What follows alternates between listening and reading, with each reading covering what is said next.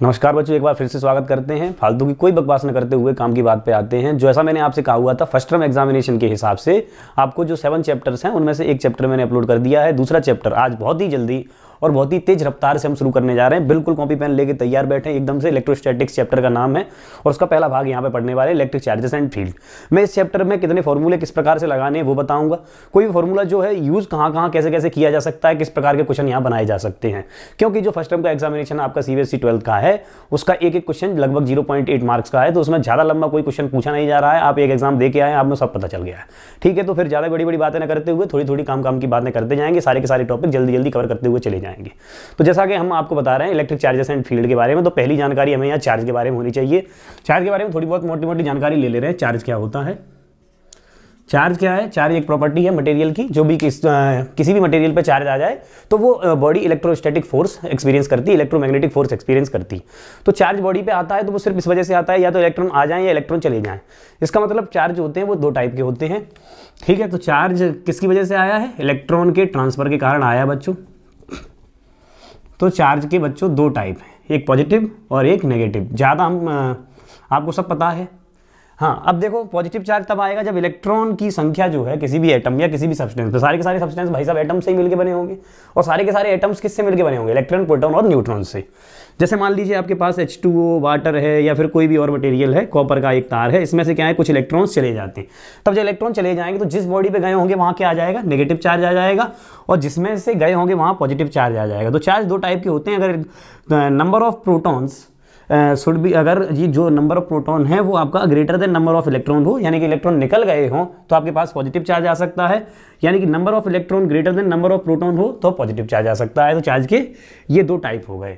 Charge किसकी वजह से आ रहा है? इलेक्ट्रॉन की। और इलेक्ट्रॉन का बहुत छोटा चार्ज है। ये मिल्टन ऑयल ड्रॉप एक्सपेरिमेंट से हमें पता चलता है, लेकिन मैं सीधे सीधे इसका मैग्नीट्यूड लिख रहा हूँ 1.6 × 10⁻19 कूलम। उसके लिए ये साइन ही इस्तेमाल करते रहेंगे आगे तक। ई, ये ध्यान रख लेना, आगे बहुत इस्तेमाल होने वाला है। ई मतलब चार्ज ऑफ इलेक्ट्रॉन और चार्ज ऑफ पॉजिट्रॉन, या फिर हम ऐसे कह सकते हैं प्लस माइनस ई। प्रोटॉन के लिए प्लस का चार्ज लेना होगा यही वाला, और इलेक्ट्रॉन के लिए नेगेटिव चार्ज लेना होगा। फिर कुछ प्रॉपर्टीज है चार्ज की। चार्ज की और प्रॉपर्टीज है। क्या प्रॉपर्टीज है? पहले शुरुआत करते हैं चार्ज की। पहला मान लो पहला टर्म ले लेते हैं, quantization of charge. Quantization of charge का मतलब समझिए, किसी भी बॉडी पे जो चार्ज आ रहा होगा वो सिर्फ इस वजह से आ रहा होगा, एक इलेक्ट्रॉन गया, दो गए, चार गए, 15 गए। ऐसा नहीं हो सकता 2.5 इलेक्ट्रॉन चले जाएं, 15.5 इलेक्ट्रॉन चले जाएं, 16.3 इलेक्ट्रॉन चले जाएं। ठीक, तो मतलब चार्ज किसी भी बॉडी पे आएगा तो वो आएगा plus minus E, plus minus 2e and so on, plus minus NE type. ऐसा नहीं आएगा 2.3e आ जाए प्लस माइनस। इस टाइप का चार्ज किसी बॉडी पे नहीं आ सकता। इस प्रकार का चार्ज आ सकता है, इसे कहते हैं क्वांटाइजेशन ऑफ चार्ज। ठीक है, तो किसी भी बॉडी पर जो चार्ज आएगा वो इंटीजर मल्टीपल ऑफ इलेक्ट्रॉन की फॉर्म में आएगा। आपको ऐसे ऑब्जेक्टिव में क्वेश्चन दिए जा सकते हैं जिनमें आपको पहचानना आ जाए। आप देख लेना, मान लो ऐसे क्वेश्चन दे दिया जाएगा 1.6 × 10⁻20 एक बॉडी पे ये चार्ज दे रखा है, या समझ ले -18 दे रखा है, एक पे दे रखा है 3.2 × 10⁻19, एक पे दे रखा है 6.4 × 10⁻19, एक पे दे रखा है 5.8 × 10⁻19। आप ये देख लेना, आप इसमें से कहा जाएगा बताइए कौन सा किसी भी बॉडी पे चार्ज आ सकता है, कौन सा नहीं आ सकता। तो आप ये चेक कर सकते हैं यहाँ पे कि इसमें 10 इलेक्ट्रॉन्स का चार्ज है। आप ये देख लो इंटीजर मल्टीपल बैठ पा रहा है इस बात का कि नहीं, भाग दे दे के चेक कर लीजिए। ठीक है, तो आप ये देखेंगे ये मल्टीपल नहीं बैठ पा रहा है, तो इस प्रकार का बॉडी पे चार्ज संभव नहीं हो सकता। ये क्वांटाइजेशन ऑफ चार्ज पे ऑब्जेक्टिव क्वेश्चन आपसे ऐसे छोटे छोटे पूछे जा सकते हैं। इसके अलावा हम आपको और बातें बताएं इसमें चार्ज क्वांटाइजेशन ऑफ चार्ज के अलावा, चार्ज डेंसिटी, कौन सी बॉडी पर कैसे कैसे चार्ज आते हैं, ये सारी ज़्यादा डिटेल में नहीं जा रहे। ये आप एक बार थोड़ा नोट्स पॉइंट पढ़ लें, जहाँ पे मैं एक डिस्क्रिप्शन में लिंक दे दूंगा। अब इसी के बाद चार्जेस के बारे में जो बात आती है वो 2-3 प्रकार चार्ज डेंसिटी के बारे में आती है। चार्ज डेंसिटी के बारे में आती। बाकी चार्ज के बारे में ये बात ध्यान रख सकते हैं, कंजर्वेशन ऑफ चार्ज। ठीक है, total charge of universe remains conserve.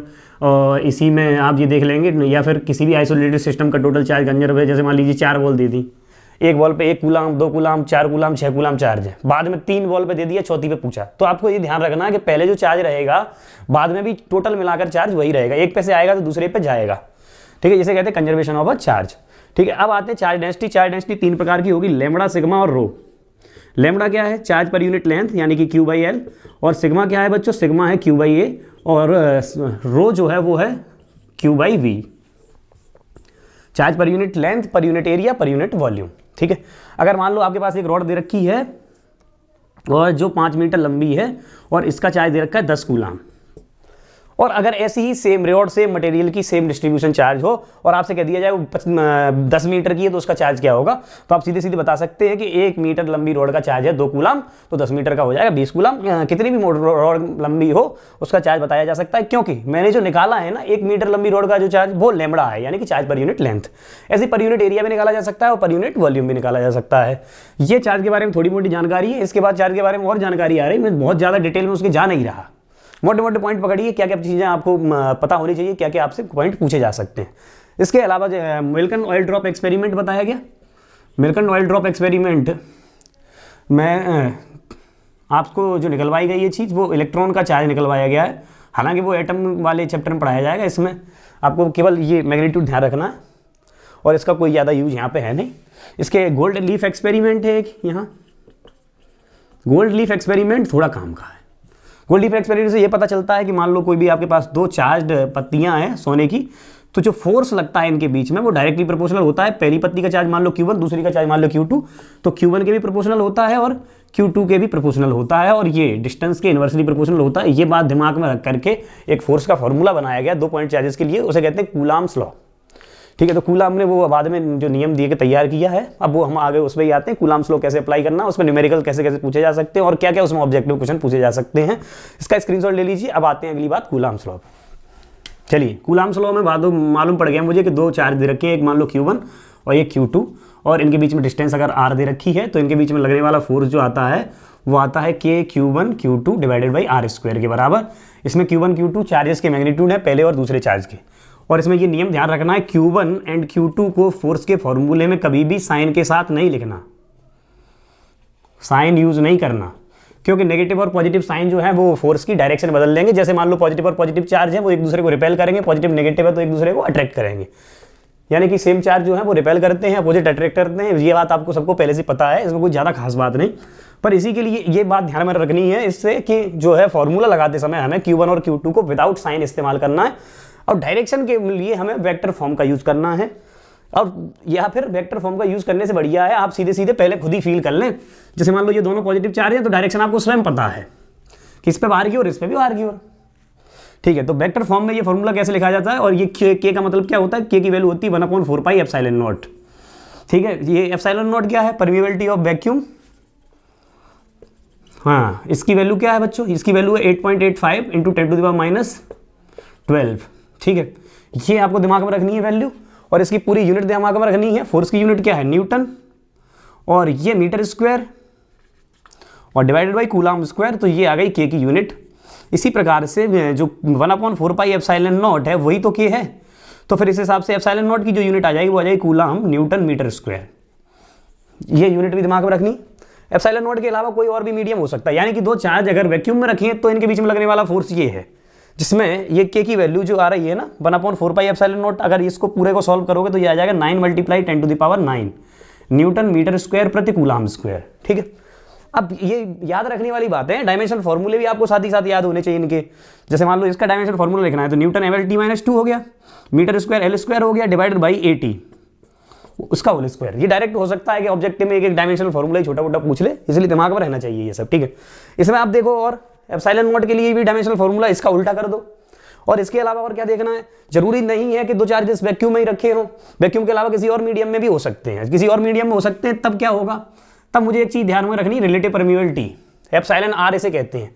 ये होती किसी भी मीडियम में परमिएबिलिटी अपॉन वैक्यूम में परमिएबिलिटी, तो इसको एप्सिलॉन को लिखते हैं epsilon not divided multiply epsilon R। इससे क्या फायदा हो जाता है, किसी भी मीडियम में जो फोर्स लगेगा वो ऐसे लिखा जाएगा 1/4 pi epsilon Q1 Q2 by R²। अब एप्सिलॉन की वैल्यू आपको पता ही है वो क्या है, वो किसी फोर्स किसी मीडियम में लिख रहा हूं मैं, तो किसी मीडियम में फोर्स हो गया 1/4 pi epsilon not epsilon R और Q1 Q2 बाई R²। ठीक है, अब आपको ये मालूम है ये वाला पूरा का पूरा फोर्स कहाँ है, वैक्यूम में, तो किसी मीडियम में जो फोर्स आएगा वो वैक्यूम में फोर्स के एप्सिलॉन R 1/ε गुना आ जाएगा। अब ये एप्सिलॉन R क्या है, ये रिलेटिव परमिएबिलिटी, ये आपको ऐसे फील कराता है, समझिए कि 2 चार्ज वैक्यूम में रखी हैं, उससे अगर वो चार्ज किसी भी और मीडियम में रख जाए तो फोर्स कितना गुना घट जाए। जैसे अगर 2 चार्ज अभी वैक्यूम की जगह पानी में रख दिए जाएं तो फोर्स एक्चुअली 80 गुना कम हो जाता है। इसीलिए इस एप्सिलॉन R की वैल्यू 80 आती है, किसके लिए, वाटर के लिए। और भी दिमाग में रखनी है ये बातें। हाँ, एक्चुअली ये इस पे ही ऐसे सवाल पूछे जा सकते हैं, छोटी मोटी यही बातें जानकारी बहुत काम की होती है, ठीक है। अब इसके अलावा आप जो दिमाग में, मैं आपसे बिल्कुल भी नहीं कहूँगा कि ये सवाल आएगा ये आएगा, ठीक है। मैं बिल्कुल प्रमोट नहीं करता कोई भी चीज़ों को, ना मैं ये मान के चल रहा हूँ कि मैंने जो भी बताया उसमें से, हाँ मैं सब ये सिर्फ इसलिए बता रहा हूँ क्योंकि आप एक बहुत छोटे समय में बहुत सारी चीज़ें एक साथ रिवाइज नहीं कर सकते, तो इसीलिए आपको मदद मिल जाए जल्दी रिवाइज करने में। अगर आपको करा हुआ है बिल्कुल मन देखिए, ये बिल्कुल मत मैं कहना कि ये क्वेश्चन तुमने यहाँ बताया कि आ गया, मैं कुछ भी नहीं कहता इस विषय में कि कौन सी चीज़ एग्जाम में आने वाली। एग्जाम में तो जगह पूरा किताब ही आएगी आपके लिए, आप सारी की सारी तैयारी अपने ऊपर ईमानदारी से करते रहें, इसके अलावा और कोई मेरे पास तरीका नहीं, ठीक है। तो एप्सिलॉन आर जो है वो लिखा जा रहा है 80 वाटर के लिए, और फोर्स अगर किसी भी मीडियम में, अगर बीच में क्या हो, दो चार्जेस के बीच में अगर कोई मेटल आ जाता है ना, तो फोर्स बिल्कुल जीरो हो जाता है मेटल आ जाने पर। हाँ क्यों, वो भी आगे आप बताएंगे डाइलेक्ट्रिक एंड पोलराइजेशन में, सेकंड चैप्टर में आपको बताएंगे, ठीक है। तो फोर्स अगर जीरो हो जाता है तो ये वैल्यू कितनी होगी, अनंत। तो मेटल के लिए ये इन्फिनिटी आती है, और एयर में उतना का उतना ही रहता है, इसलिए एयर के लिए ये 1 आती है, कोई ज़्यादा अंतर नहीं आता, ठीक है। तो ये हो गया आपका फोर्स का फॉर्मूला, कहाँ कहाँ कैसे कैसे अप्लाई करना ये दिमाग में रखिए आप। इसको वेक्टर फॉर्म और देखी जाती है, वेक्टर फॉर्म में कूलम्ब्स लॉ कैसे अप्लाई करना है। मान लीजिए ये चार्ज Q1 है और ये चार्ज Q2 है, तो इस पर लगने वाला फोर्स हम लिखेंगे force on charge 2 due to 1 F21, और इसको लिखेंगे force on charge 1 due to 2। तो आपको एक बात तो समझ में आ गई, एक फोर्स इधर है दूसरा इधर है, यानी कि दोनों की डायरेक्शन अपोजिट है एक दूसरे से, ठीक है। और इसमें ये मान लीजिए R डिस्टेंस यहाँ दे रखी है, तो फोर्स वेक्टर के फॉर्म में ऐसे ही लिख दिया जाता है। अब वेक्टर के फॉर्म में लिख देने के लिए जहाँ पर क्या होगा, इसका यहाँ से लेके एक को ओरिजिन मान लें, एक के लिए यूनिट वेक्टर लगा दें, कैप वैप लगा करके लिख दें, कोई फर्क नहीं पड़ता। मैं आपको डायरेक्ट बातें बताता हूँ क्या क्या करना है, सीधे सीधे समझिए। इसमें वेक्टर लगा करके प्रिंसिपल ऑफ सुपरपोजिशन दिमाग में रखना है बच्चों। प्रिंसिपल ऑफ सुपरपोजिशन क्या होता है ये, मान लीजिए आपके पास 3 चार्ज दे रखे हैं Q1 Q2 और Q3, ठीक है बच्चों, और तीनों यहाँ पे इक्विलेटरल ट्राइंगल पर रख दिए गए, ऐसे रख दिए गए। आपसे कहा जाएगा find the net force on Q1 due to Q2 and Q3। तो आप देखेंगे अगर पॉजिटिव चार्ज है तो ये वाला जो लाइन जोड़ रही है फोर्स की, बारे में जी बात दिमाग में रखिए, फोर्स की जो डायरेक्शन होती है वो सेम चार्जेस के लिए अपोजिट होती है। दूसरी बात ये उसी के अलॉन्ग होती है जो लाइन इनको जोड़ रही है, नहीं तो तुम कहोगे अपोजिट तो इधर भी है का एक इधर भी है, लेकिन ये लाइन इनको जोड़ रही नहीं, इनको जो लाइन जोड़ रही है उसके अपोजिट है, तो ये सही है ये सही नहीं है, ठीक है। तो ये दिमाग में रह के चलना है बच्चों। तो देखिए अब इसका फोर्स इस जोड़ने वाली लाइन के अलॉन्ग इधर हो गया बाहर की तरफ, और इसका फोर्स इधर हो गया, तो Q1 पे एक फोर्स इधर लग रहा है एक फोर्स इधर लग रहा है। तो अब देख लीजिए, तो मान लो ये फोर्स की वैल्यू ऐसे आ जाती 10, और इस फोर्स की वैल्यू मान लो ऐसे आ जाती 10, इस फॉर्मूले को लगा करके, कौन सा वाला के Q1 Q2 बाई R², ये वैल्यू रखी आपने, ये देखा मान लो फॉर्मूले में ये वैल्यू आ जाती है ऐसे। तो तुम देखो इक्विलेटरल ट्रायंगल, तो इनके बीच में ये एंगल 60 हो गया। तो आपको क्या करना है, प्रिंसिपल ऑफ सुपरपोजिशन का मतलब है नेट फोर्स, यानी कि वेक्टर सम। तो वेक्टर सम लगाने के लिए ऐसा नहीं 10 और 10 दोनों लग रहे हैं तो 20 हो गया, नहीं, वेक्टर के तरीके से जोड़िए F1² plus F2² plus 2F1 F2। इसमें क्या दिमाग में रखना है बच्चों, वेक्टर। अगर वेक्टर आता है तो उसमें कोई खास बात नहीं, उसका रिजल्टेंट निकाल दीजिए। तो ये फोर्स हो गया इक्विलेटरल ट्रायंगल पे। मान लीजिए आपके पास इक्विलेटरल ट्रायंगल की जगह पे एक मान लो स्क्वायर दे रखा है, उस स्क्वायर पे फोर्स आपसे पूछा जा रहा है Q1 Q2 Q3 Q4, ऐसे करके आपके पास 4 चार्ज रख दिए, ठीक है बच्चों। और कहा आपसे Q1 पे नेट फोर्स बताइए, तो देखो इसने बाहर की ओर इधर लगाया, इसने बाहर की ओर इधर लगाया, इसने बाहर की ओर इधर लगाया, तो इन दोनों का रिजल्टेंट निकाल लिए, तीसरे को इसमें जोड़ दीजिए, ठीक है। ज्यादातर केसेस में ऐसा स्क्वायर वाले सवाल हो तो इनमें ये वाले फोर्स बराबर दे रखे होते, जिससे इन दोनों का सम बीच में आ जाए तो तीसरा वाला भी बीच में आए, सीधे सीधे जुड़ जाए। पर कुल मिलाकर के जोड़ने का तरीका क्या होना चाहिए, वेक्टर। तो इसीलिए कूलम्ब्स लॉ सुपरपोजिशन प्रिंसिपल कैसे इस्तेमाल करते हैं, वेक्टर के रूप में कैसे नेट फोर्स निकालते हैं, ये दिमाग में रखिए। एक चीज और इसमें होती है, उसे कहते हैं इक्विलिब्रियम ऑफ फोर्सेस। फोर्सेस का इक्विलिब्रियम क्या होता है, चलिए देखो मैं समझाता हूं आपको।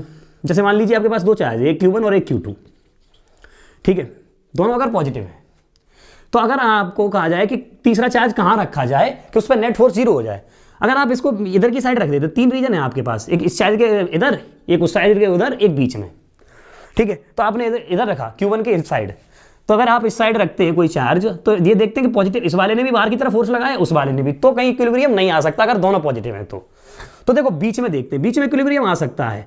एक इधर इस वाले ने बाहर लगाया इधर, इस वाले ने इधर लगाया इधर, चाहे भले ही पॉजिटिव हो चाहे नेगेटिव हो।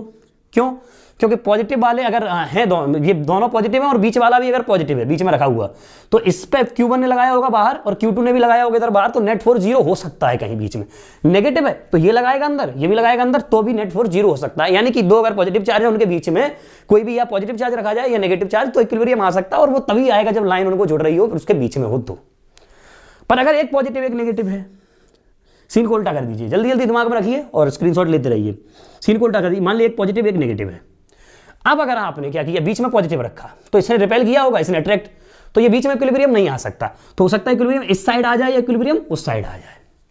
तो इक्विलिब्रियम के ये केस है, आपसे कहा जाए बीच में कहाँ इक्विलिब्रियम आ रहा है, एक तरफ से फोर्स बराबर दूसरी तरफ का फोर्स कर दीजिए तो आपको मालूम पड़ जाए कितनी जगह पे इक्विलिब्रियम आया। जैसे मान लीजिए मैं कह दूंगा कि इनके दोनों के बीच में डिस्टेंस आर है, हाँ, और एक तीसरा चार्ज बीच में कहीं रखा गया है, तो मान लो वो x डिस्टेंस पे है, तो इधर से फोर्स निकालिए k⁴ q2 by x square, उधर से निकालिए k⁴ q2 by r minus x square, और दोनों को बराबर कर दीजिए तो मैं मालूम पड़ जाएगा किस जगह पे इक्विलिब्रियम है।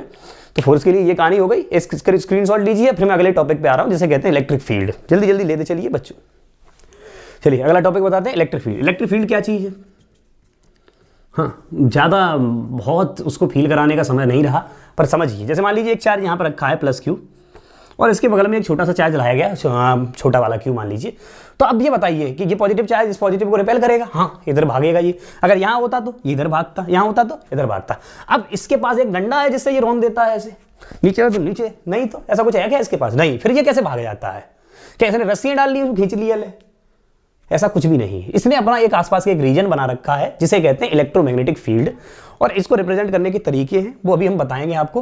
पर इलेक्ट्रिक फील्ड जो है वो क्या चीज़ है? ये एक रीजन है जिस रीजन में कोई भी एक चार्ज अपना एक रीजन बनाता है। जैसे मान लो ये पॉजिटिव चार्ज एक अपना रीजन बना रहा है जिससे किसी भी दूसरे चार्ज को फोर्स एक्सपीरियंस हो। अब फोर्स, अब मान लो इनके बीच जैसे ये इस चार्ज का रीजन हम देखना चाह रहे हैं, बड़े वाले क्यू का, तो फोर्स जो लगेगा इनके बीच में वो क्या है? के बड़ा क्यू छोटा Q divided by R square, यही तो लग रहा है। पर रीजन हमें इसका देखना है। अब जैसे मान लो यहां भी छोटा क्यू है तो उस पर लगने वाला फोर्स अलग होगा। अभी हम यहां पे ले आए दूसरा क्यू, छोटा क्यू की जगह पे ले आए अब बड़ा क्यू दूसरा, तो उन दोनों में लगने वाला फोर्स अलग होगा। तो इन दोनों के बीच में फोर्स से ये रीजन सही डिफाइन नहीं हो पाता, इसलिए हम क्या कर देते हैं, जिसके लिए रीजन पूछा जाता है और जिस पर चेक करना होता है उसके चार्ज से हम भाग दे देते हैं।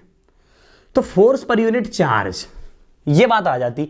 तो भाग दे देने से क्या हो गया, अब सिर्फ ये वाली बात बची, इसका काम खत्म हो गया।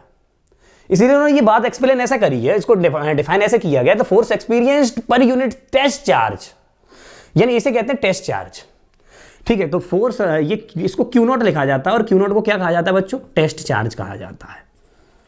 डिफाइन करने का तरीका है, पर समझ लीजिए क्यों करा गया होगा ऐसा। ऐसा इसलिए क्योंकि इससे इन दोनों के बीच में फोर्स पता चलता, पर इसे भाग दे दो ऐसे करके तो क्या पता चलेगा? सिर्फ इसने जो काम किया है वो, इसीलिए उसे फील्ड नाम दिया। देखो, तो इलेक्ट्रिक फील्ड इंटेंसिटी का फॉर्मूला हो गया फोर्स पर यूनिट टेस्ट चार्ज, और इसमें लिखा होता है लिमिट Q0 टेंड्स टू 0। मतलब ये जो टेस्ट चार्ज है वो होता है स्मॉल। स्मॉल क्यों करते हैं? क्योंकि हमें इसका पूरे रीजन का फील्ड पता लगाना है। अब क्या होगा, अगर ये बड़ा कर लिया तो ये भी तो इसको रौंद रहा होगा, तो इसका भी तो रीजन आएगा, पर मुझे इसका रीजन डिफाइन करना है तो मैं इसको छोटा रखता हूं। और भी कारण है, देखो इसका साइज, इसका साइज अगर बड़ा, ज्यादा बड़ा कर लिया तो यहां पे फील्ड अलग होगा और इस जगह फील्ड अलग होगा, वो डिस्टेंस बदल रही है, इसीलिए हम इसको छोटा ही रखते हैं। दूसरी बात, पॉजिटिव रखते हैं क्योंकि फोर्स की डायरेक्शन और फील्ड की डायरेक्शन एक ही बनी रहे। तो दो बातें यहां पे ध्यान रखनी है। एक टेस्ट चार्ज के बारे में, ऐसा हो सकता है ऑब्जेक्ट में क्वेश्चन दे रखे तो property of test charge is positive, test charge is negative, ऐसे ऑप्शन दे रखे हो, test charge is large, test charge is small. तो ये बात आपको यहाँ पर याद रखनी है तो ही काम चल जाएगा। ठीक है, तो फील्ड की यूनिट क्या हो जाएगी फिर? फोर्स पर यूनिट चार्ज यानी न्यूटन प्रति कूलम। डायमेंशनल फॉर्मूला वही जो फोर्स का फॉर्मूला है, उसमें 80 से भाग दे दिए, mLT-2 डिवाइड बाई 80। डायमेंशन फॉर्मूले ये बात आपको बहुत दिमाग में रख के चलना, याद रखनी है हमेशा। डायमेंशन फॉर्मूले डायरेक्ट ऑब्जेक्ट में आपसे पूछे जा सकते हैं। ठीक है, तो टेस्ट चार्ज के बारे में ये कहानी हो गई। इलेक्ट्रिक फील्ड पॉइंट चार्ज के लिए ये हो गया। इसका कर्व देख लीजिए, इलेक्ट्रिक फील्ड का ये कर्व है r², क्योंकि डिस्टेंस बढ़ेगा तो देखिए इधर r और इधर भी r। ठीक है, E और ये E। अब देखो कैसे समझाता हूँ।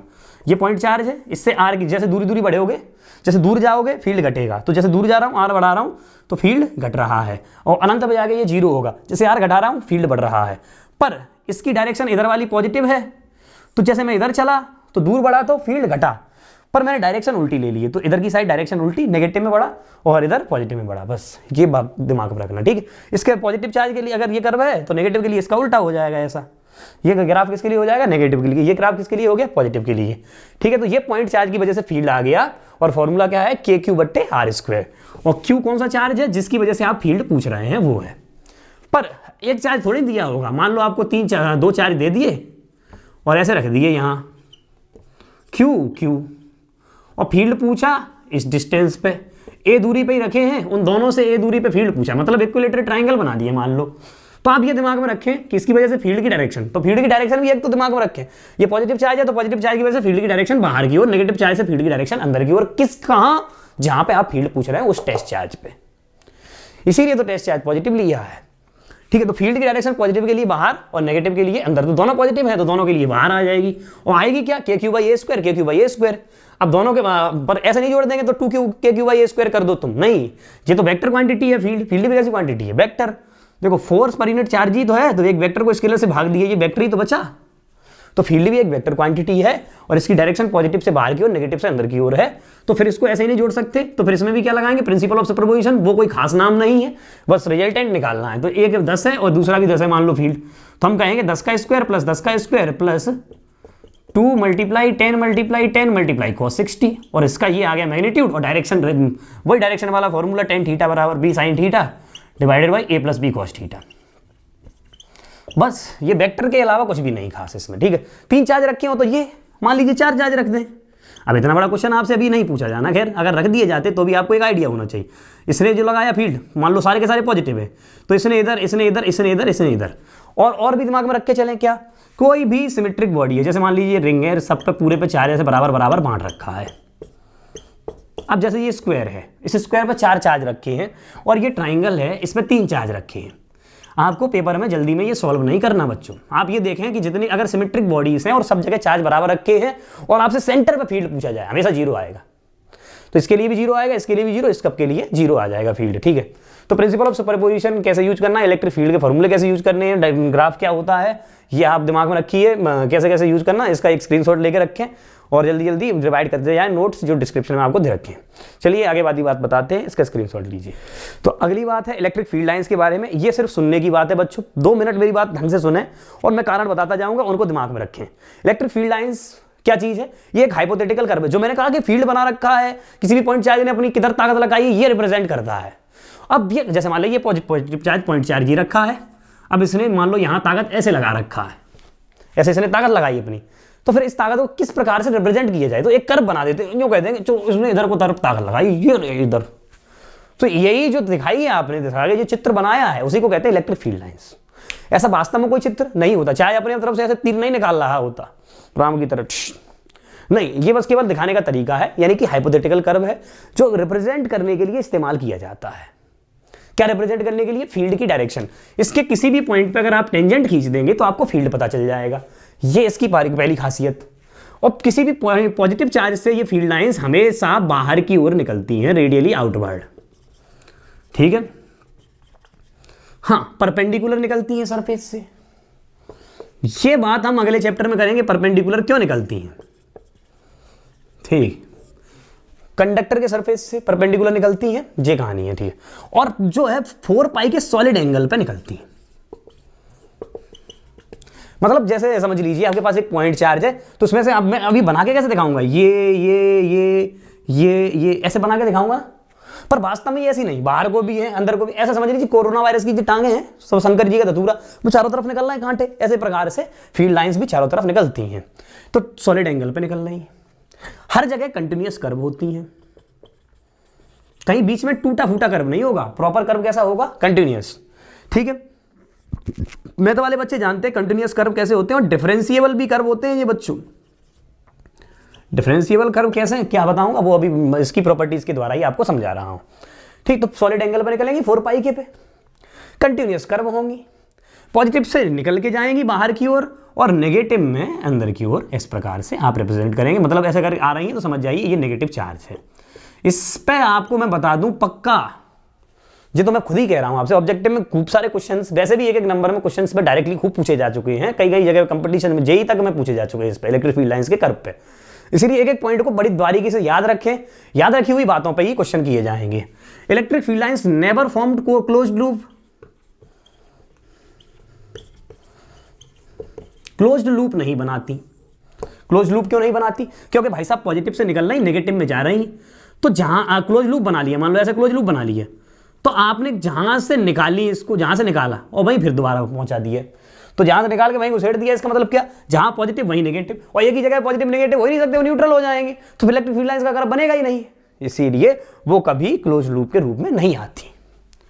हाँ, जितनी फील्ड लाइन की डेंसिटी, जैसे मान लीजिए ये ऐसे मैंने अगर आपके सामने लिख दिया, तो यहाँ पॉइंट ए और यहाँ पॉइंट बी है, तो जितनी फील्ड लाइंस की डेंसिटी, यहाँ पे देखो आप देख रहे हो फैली हुई सी ऐसी, यहाँ डेंसिटी ज्यादा है, तो इस जगह पे फील्ड भी ज्यादा होगा, यहाँ फील्ड भी कम होगा, तो फिर फील्ड जो है वो डायरेक्टली प्रोपोर्शनल है नंबर ऑफ फील्ड लाइंस के, ऐसे समझ लीजिए।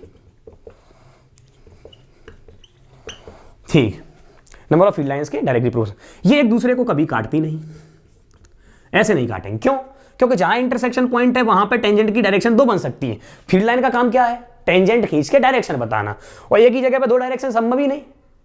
हाँ, फील्ड इधर भी जा रहा है इधर भी जा रहा है, तो एक ही जगह पे दो कैसे बताओगे, इसीलिए कभी ये एक दूसरे को काटती नहीं, ऐसे वर्ग से ध्यान रखिए।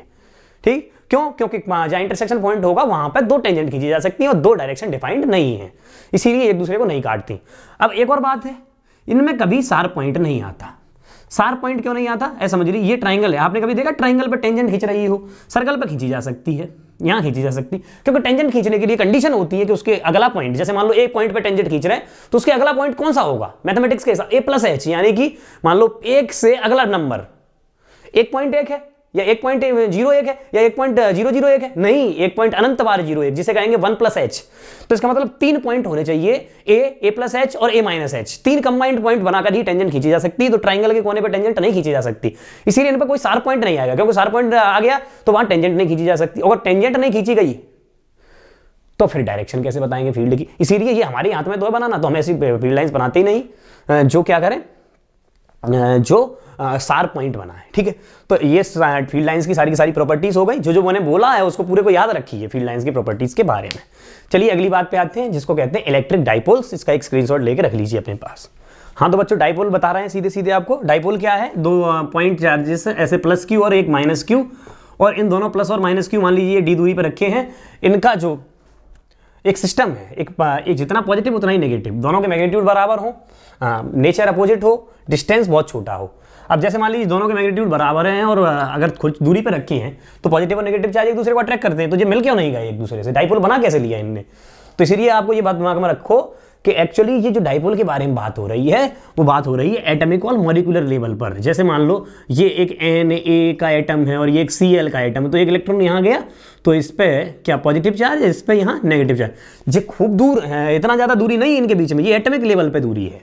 ठीक है, तो ये डाइपोल्स के बीच में जो चार्ज का मैग्नीट्यूड भी होता है, ये भी स्मॉल ही होता है, और ये जो सेपरेशन होता है वो भी बहुत स्मॉल, ये एटॉमिक और मॉलिक्यूलर लेवल पर कहानी चल रही है। ऐसे डाइपोल का ऐसे देखो तो दिखाई देगा, ये डाइपोल, यहाँ फील्ड पूछा जा रहा है, तो जीरा डाइपोल, ये फील्ड, तो ये डिस्टेंस हो गई बहुत बड़ी, तो बस डाइपोल एक पॉइंट आएगा डाइपोल मूवमेंट, Q × D इसे कहते हैं।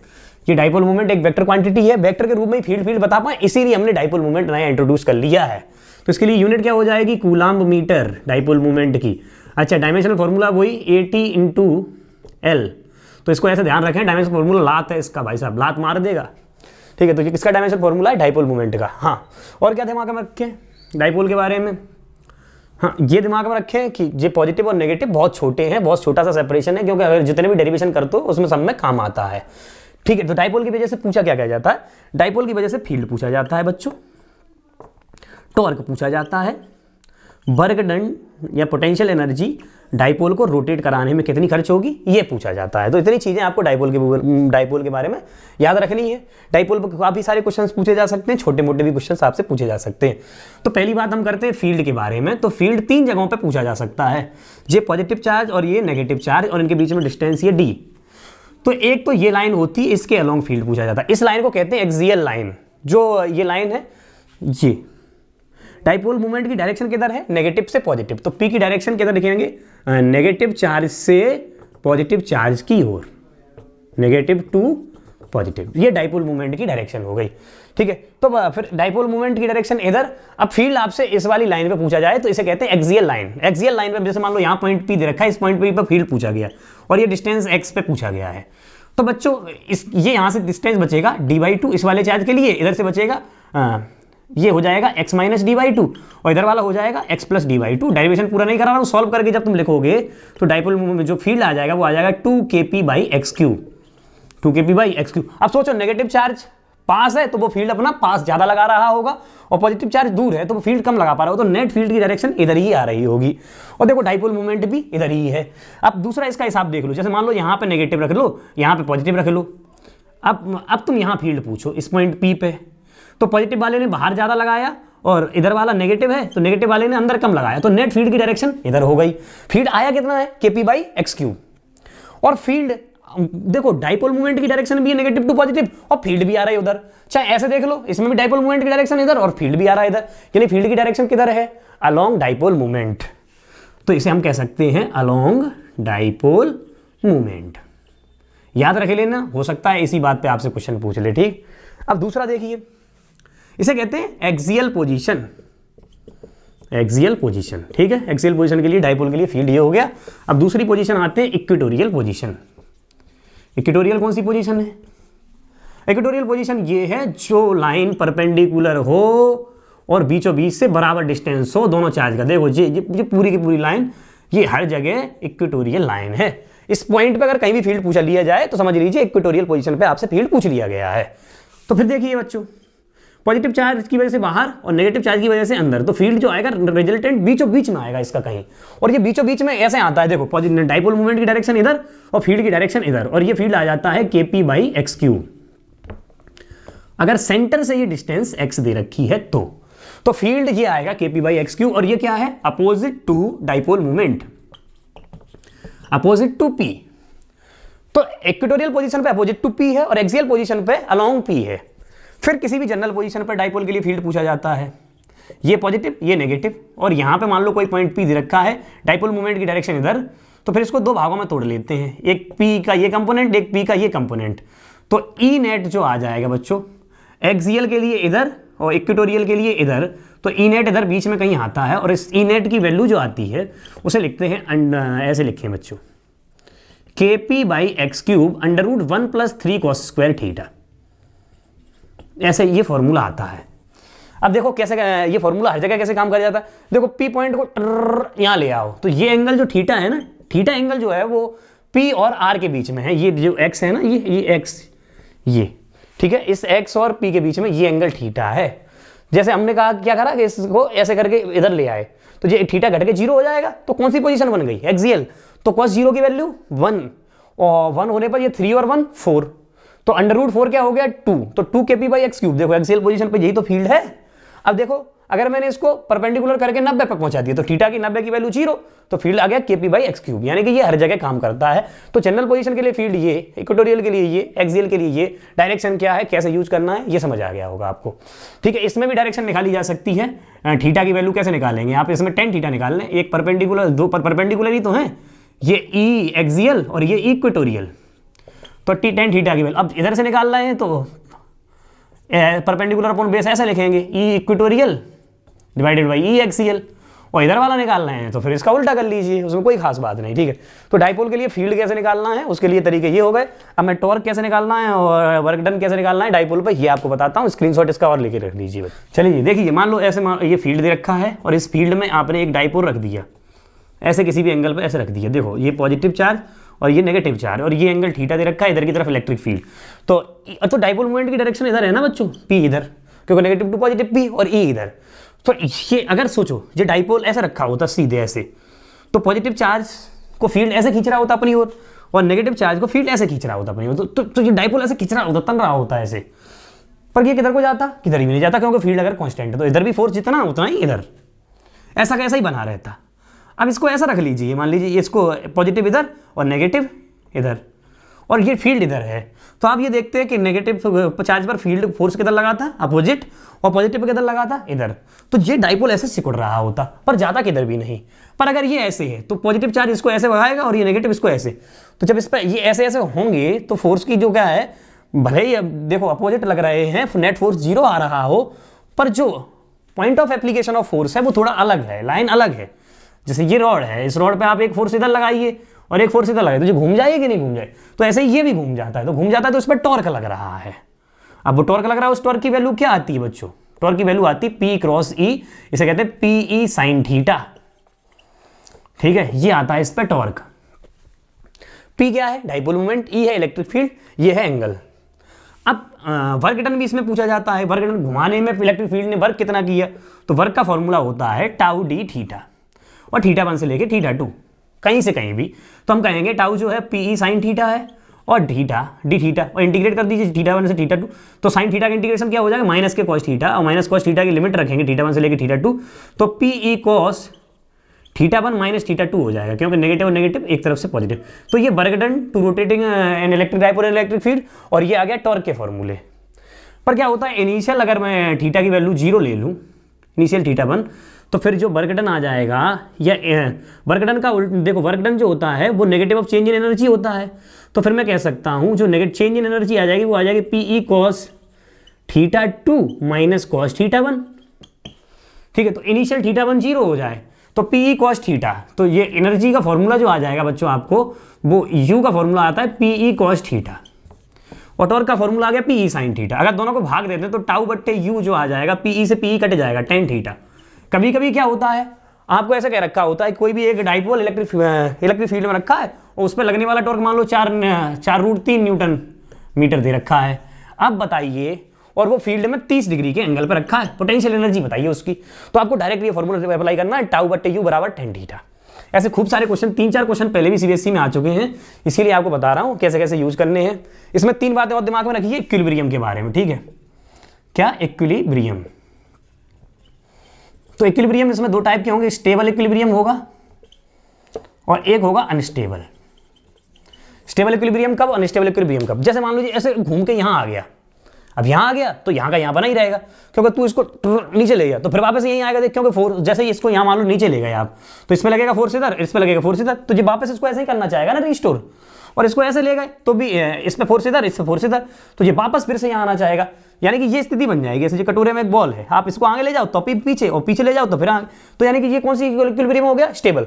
तो स्टेबल इक्विलिब्रियम कब आएगा, जब P एंड E के बीच में जो थीटा है वो 0 डिग्री आ जाए, तो आएगा आपका स्टेबल इक्विलिब्रियम। ठीक है, अब इसका उल्टा देखिए, अब जैसे यहां पे देखो मैंने कहा कि ये नेगेटिव चार्ज ये पॉजिटिव, अब तुमने क्या किया थोड़ा सा इसको ऐसे रख लिया, तो पॉजिटिव चार्ज पे फोर्स इधर, इसमें नेगेटिव वाले फोर्स इधर, तो ये अगर तूने थोड़ा सा भी घुमाया ना तो पूरा पलट जाएगा, तो पूरा पलट गया तो ये स्थिति आ गई, देखो गया जो कटोरे के ऊपर बॉल, तो थोड़ा सा भी हिलाया ना तो गया। तो जब P एंड E में थीटा की वैल्यू हो 180 डिग्री तब आएगा अनस्टेबल इक्विलिब्रियम। चलिए डाइपोल के बारे में ये कहानी हो जाती है, स्टेबल इक्विलिब्रियम कब, टॉर्क कब, क्या फील्ड कहाँ कहाँ क्या क्या दे रखा है, इसका स्क्रीनशॉट लीजिए। अगली बात बताते हैं आपको Gauss law and electric flux के बारे में। चलो तो हम आपको बता रहे हैं बच्चों Gauss law electric flux. Electric flux क्या है, इलेक्ट्रिक फ्लक्स जो है लक्स सावन की मौसी का लड़का है, समझिए क्या है। जैसे मान लो ये फील्ड लाइंस ऐसे जा रखी हैं इधर, और आपने एक कोई भी क्लोज सरफेस ले रखा है, तो इसमें जो फील्ड लाइंस की आपने गिनती गिनी वो कितनी आई, 5। अगर मैं सरफेस ऐसा ले रखा, मैंने अगर ये ले लिया, तो इसमें फील्ड लाइंस की गिनती जो आएगी वो कुछ बिल्कुल नहीं आएगी, क्योंकि इसमें से कोई भी फील्ड लाइंस पास नहीं हुई। तो इलेक्ट्रिक फ्लक्स जो है वो गिनती है फील्ड लाइंस की, कितनी फील्ड लाइंस किसी भी क्लोज सरफेस में से पास होकर जाने वाली हैं, इस बात की गिनती है। अब क्लोज सरफेस में पास होकर जाने वाली वो भी कौन सी, इसको काटते हुए नॉर्मली, तो number of electric field lines passing through a closed loop normally is called electric flux. पर इसके लिए हमें किस चीज की जरूरत पड़े, अब मान लीजिए छोटा सा आपके पास लूप है, तो छोटे से लूप में थोड़ी सी लाइन जा पाएंगी, बड़ा लूप है तो ज़्यादा चली जाएंगी, और अगर फील्ड ही मान लो कम हुआ तो जा ही कम पाएंगी, फील्ड की इंटेंसिटी भी ज़्यादा होनी चाहिए। यानी फील्ड लाइंस जो है वो डायरेक्टली फ्लक्स जो है वो फील्ड लाइंस की गिनती है, इसको फाई से रिप्रेजेंट किया जाता है। ये डायरेक्टली प्रोपोर्शनल है कितना इलेक्ट्रिक फील्ड है उसके, और ये डायरेक्टली प्रोपोर्शनल है कितना एरिया का मैग्नीट्यूड है उसके। दूसरा कि एरिया की डायरेक्शन किधर है, अब एरिया की डायरेक्शन होती है क्या, हाँ, तो एरिया किसके लिए आएगा, सरफेसेस के लिए। सरफेस 2 प्रकार के होंगे, एक ओपन सरफेस होगा बच्चों और एक क्लोज सरफेस होगा बच्चों। ओपन सरफेस के लिए एरिया की डायरेक्शन किधर, हम अपनी तरफ से बाहर की ओर किधर भी मान सकते हैं, जैसे परपेंडिकुलर माने, जैसे मान लो मेरे पास ये रेक्टेंगल है तो इसके एरिया की डायरेक्शन हम बाहर की तरफ इधर भी मान सकते हैं और अंदर की तरफ उधर भी, बस केवल सरफेस के परपेंडिकुलर ही एरिया वेक्टर की डायरेक्शन होती है। ठीक, और अब जैसे ट्राइंगल है तो इसके लिए एरिया वेक्टर इधर बाहर और उधर अंदर। जिस सर्कल है, सर्कल यानी रिंग है, तो इसके लिए एक इधर की तरफ डायरेक्शन और एक इधर की तरफ, तो 2 तरफ डायरेक्शन हो गई।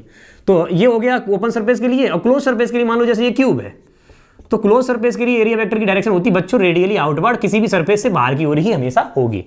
बस क्लोज सरफेस के लिए रेडियली आउटवर्ड। जैसे सिलेंडर है तो सिलेंडर के लिए एरिया वेक्टर इधर का इधर, इधर का इधर, इधर का, तीनों सरफेस के लिए अलग अलग एरिया वेक्टर हमेशा परपेंडिकुलर होंगे और बाहर की ओर होंगे। तो तीसरा एंगल जो होता है बच्चों अब एरिया वेक्टर देखो, ई इधर और एरिया इधर, तो दोनों में 90 एंगल हो गया, तो एक भी फील्ड लाइंस नहीं जा रही, तो cos थीटा के और फ्लक्स प्रोपोर्शनल होता है, क्योंकि cos 90 पर ही वैल्यू 0 आती है। तो फ्लक्स का जो फॉर्मूला आता है वो आता है ई ए cos theta. cos theta E क्या है, न्यूटन प्रति कूलम और मीटर स्क्वायर, ये यूनिट हो जाती है इलेक्ट्रिक फ्लक्स की, न्यूटन मीटर स्क्वायर प्रति कूलम। डायमेंशन फॉर्मूला भी यहीं से बना सकते हैं आप, ठीक है, Newton mlt-2 divided multiply l square divided by at, ठीक है, और ऐसे डायमेंशनल फॉर्मूला आप लिख दीजिए इलेक्ट्रिक फ्लक्स का। तो ये इलेक्ट्रिक फ्लक्स के बारे में हो गई कहानी। अब इलेक्ट्रिक फ्लक्स किस किस चीज के लिए निकाला जाता है, अलग अलग चीजों के लिए अलग अलग निकाला। जैसे मान लो आपसे ऐसे कर रखा है, ये एक सिलेंडर दे रखा है और इसमें इलेक्ट्रिक फील्ड ऐसे दे रखा है, E बराबर 50 न्यूटन प्रति कूलम आई कैप, ठीक है, और इसकी लंबाई आपको दे रखी है 2 मीटर, इसका रेडियस दे रखा है, आपसे फ्लक्स पूछा जाए। एक्चुअली ऐसे जब कांस्टेंट फील्ड रखा उसके लिए फ्लक्स आपका 0 आने वाला है, क्योंकि जितनी फील्ड लाइंस यहां से घुसेंगी उतनी ही बाहर निकल जाएंगी, तो नेट फ्लक्स आपने को 0 आने वाला है। ऐसे ऑप्शन आपको मिल जाए कांस्टेंट फील्ड वाले, और कोई भी क्लोज सरफेस मिल जाए तो डायरेक्ट 0 टिक कर दीजिए, कोई भी बिल्कुल सोचना नहीं। पर और देखो इससे फ्लक्स से और क्या क्या चीजें दिमाग में रखनी है। जैसे मान लीजिए आपसे एक पॉइंट चार्ज की वजह से फ्लक्स पूछा गया, ये पॉइंट चार्ज है और इससे r डिस्टेंस पे एक स्पेयर बनाइए, इस स्पेयर में से टोटल पास होने वाला फ्लक्स बताइए। तो आप देखेंगे इस स्पेयर में से पास होने वाला फ्लक्स, तो ये स्पेयर है, तो इसमें से फील्ड लाइन जो जा रही है उसकी गिनती तो है फ्लक्स, तो फ्लक्स क्या लिखा जाएगा, ई ए cos थीटा। r डिस्टेंस पे फील्ड कितना होगा, के क्यू बाई आर स्क्वायर, और एरिया कितना होगा स्पेयर का 4 पाई आर स्क्वायर। और देखो एरिया भी बाहर की ओर ही होता है किसी भी क्लोज सरफेस का, और फील्ड भी बाहर की ओर है, तो cos 0 की वैल्यू क्या हो गई 1। अब इस k को लिख लीजिए 1/4 पाई एप्सिलॉन नॉट, और q और आर स्क्वायर से आर स्क्वायर को मार दीजिए तो 4 पाई, और 4 पाई से 4 पाई मार दीजिए, तो फ्लक्स कितना आ गया बच्चों, q बाई एप्सिलॉन नॉट। क्या है flux, q by epsilon not, और एक फ्लक्स का फॉर्मूला क्या था, ई ए cos थीटा। तो अब एक बात समझिए, बहुत बहुत लॉजिकल बात, कि किसी भी क्लोज्ड सरफेस में से किसी पॉइंट चार्ज की वजह से जो फील्ड लाइंस गुजर रही हैं उसी की गिनती तो है फ्लक्स, और वो गिनती किसके बराबर आई है, q बाई एप्सिलॉन। सोच 15 q का वैल्यू होती 15, तो फ्लक्स आता 15 बटे एप्सिलॉन नॉट। अब इसमें चार्ज जो बंद है उसकी वजह से ये गिनती इसको फ्लक्स है। जैसे मान लीजिए इस कमरे में बल्ब जल रहा है, तो बल्ब में से जो लाइंस निकल रही हैं, इसकी जो प्रकाश निकल रहा है, इसका लाइट वेव्स जो निकल रही हैं, उसकी गिनती गिनना ही फ्लक्स गिनना है। अब सोचो अगर ये कमरा क्यूबॉइडिकल की जगह पर सिलेंड्रिकल हो जाता, तो क्या इसमें से फील्ड लाइन की गिनती बदल जाती, नहीं, फील्ड लाइंस उतनी ही जाती। हाँ मैं नहीं निकाल पाता वो अलग बात है, पर होती तो गिनती उतनी ही। तो क्या वैसे समझा कि फील्ड लाइंस की किसी भी क्लोज सरफेस में जितना चार्ज रखा हो उससे आने वाला flux q by epsilon not ही होगा। अब जरूरी नहीं वो स्पेयर में बंद हो, अगर इसको ही में अगर मैं किसी भी कोन में बंद कर देता और आपसे पूछ बताओ इसमें से गुजरने वाला flux q by epsilon not. मान लीजिए इसको मैंने एक क्यूबॉइड में बंद कर दिया, क्यूब में बंद कर दिया, तो इससे गुजरने वाला flux q by epsilon not. बोलो समझ आया कि नहीं आया।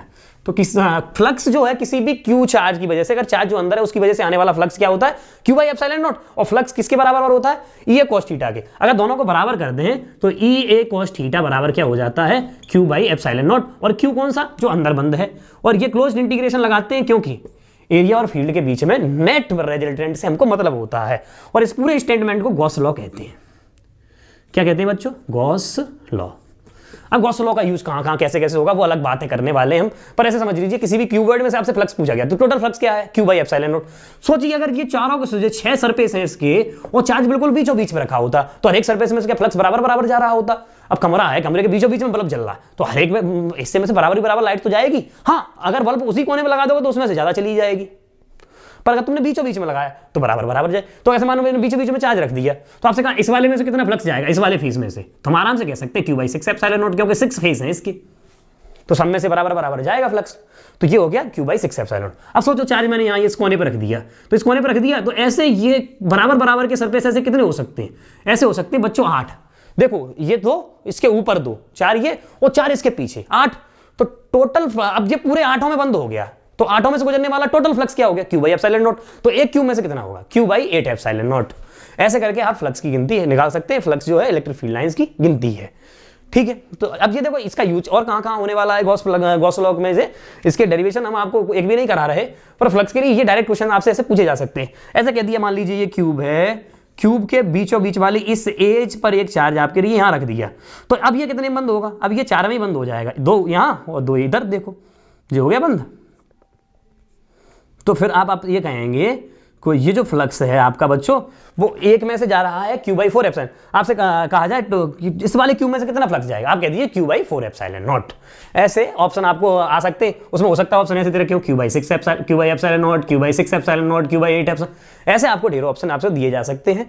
गॉस लॉ कैसे इस्तेमाल करना है, फ्लक्स कैसे निकालना है और गॉस लॉ का स्टेटमेंट क्या है, क्या आपको क्लियर है? चलिए इसमें कौन कौन से डेरिवेशन आते हैं, गॉस लॉ का यूज कहां और किया जा सकता है, इसकी मदद से फील्ड को बड़ी आसानी से निकाला जा सकता है। चलिए और कहां कैसे कैसे फील्ड कठिन कैसे निकाला जाना था और आसानी से कैसे निकाला जाना था वो आपको मैं बात बताता हूं।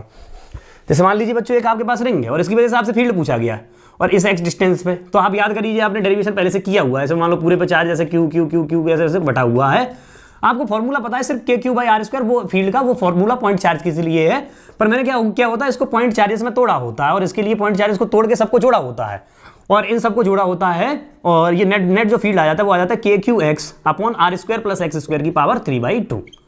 ये फील्ड आ जाता है रिंग के लिए और इसमें इंटीग्रेशन वगैरह करके इसको टुकड़ों में तोड़ के फिर वापस जोड़ के और ये सब निकालना होता है। पर क्या है कि जब हम गॉस लॉ सीख जाते हैं तो ऐसे, ये तो एक रिंग थी, अब जैसे ये अनंत लंबाई की ऐसी रॉड है, इस पर पॉजिटिव चार्ज ऐसे दे रखा है और आपसे इस r डिस्टेंस पे इसकी वजह से इलेक्ट्रिक फील्ड पूछा गया, तो हम कहेंगे इसकी वैल्यू जो आएगी k λ/r sin alpha plus sin beta, ये आ जाती है।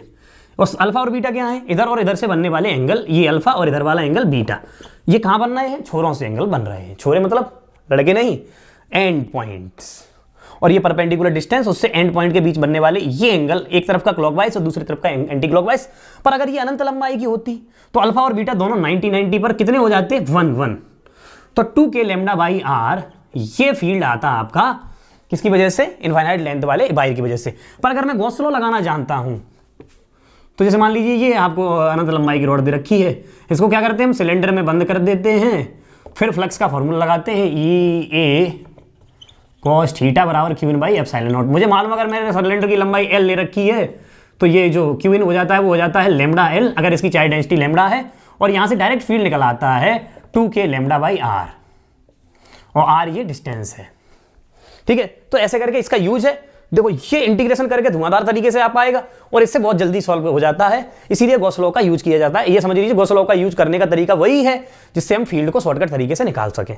और भी कहां किया जा रहा है, स्पेयर में किया जा रहा था, स्पेयर में और किया जाता है, 4 प्रकार के स्पेयर होते हैं, वो इस बार 30% रिड्यूस सिलेबस में है ना, इसलिए स्पेयर में आपको बता नहीं रहा। 2 चीजें और होती हैं, सीट्स के लिए आपको फील्ड पूछा जाता है। सीट 2 प्रकार की होंगी, लार्ज सीट कहीं आएंगी। पहली बात, दुनिया की कोई भी चीज लार्ज नहीं होती, ये रिलेटिव टर्म है। अगर आप उसके जो बोर्ड है उसके बगल में पूछ रहे हैं तो वो लार्ज ही दिखाई देगा ना बोर्ड से, और दूर से देख रहे हैं तो छोटा सा। तो ऐसा सीट कैसी रहती है, ली जाती है लार्ज, मतलब रिलेटिव, यानी बगल में ही फील्ड पूछ लो, किसी भी सीट के बगल में फील्ड पूछ लो। तो सीट आपकी 2 प्रकार की होंगी, एक होगी कंडक्टिंग, एक होगी नॉन कंडक्टिंग। तो कंडक्टिंग के लिए सीट के बगल में फील्ड जो आएगा वो आएगा σ/ε0, और सिग्मा क्या है, एरियल चार्ज डेंसिटी। और नॉन कंडक्टिंग के लिए जो फील्ड आएगा वो आएगा σ/2ε0, और पॉजिटिव के लिए ये बाहर की ओर, पॉजिटिव के लिए बाहर और नेगेटिव के लिए अंदर, दोनों के लिए, ठीक है। तो ये चार्ज डेंसिटी होती है सिग्मा और एरियल चार्ज डेंसिटी होती है, और दोनों कंडक्टिंग और नॉन कंडक्टिंग के लिए ये फील्ड आते हैं, और इसी डेरिवेशन के द्वारा आते हैं E.da = q/ε0 के द्वारा। तो इस तरीके से हमने ये पूरा चैप्टर आपका जितने सब कम से कम समय में हो सकता था, एक एक टॉपिक, फॉर्मूला कैसे यूज करना है, इतने सारे क्वेश्चंस डिटेल में, ये सारी की सारी थ्योरी कौन कहां से आया, ये सब मैं इतनी जल्दी आपको नहीं बता सकता। जितना बताया जा सकता वो मैंने आपको बहुत छोटे समय में करने की कोशिश की है। बस आप पेपर के लिए तैयारी करते रहें। इसी के साथ मैं ये वीडियो समाप्त करता हूं। धन्यवाद।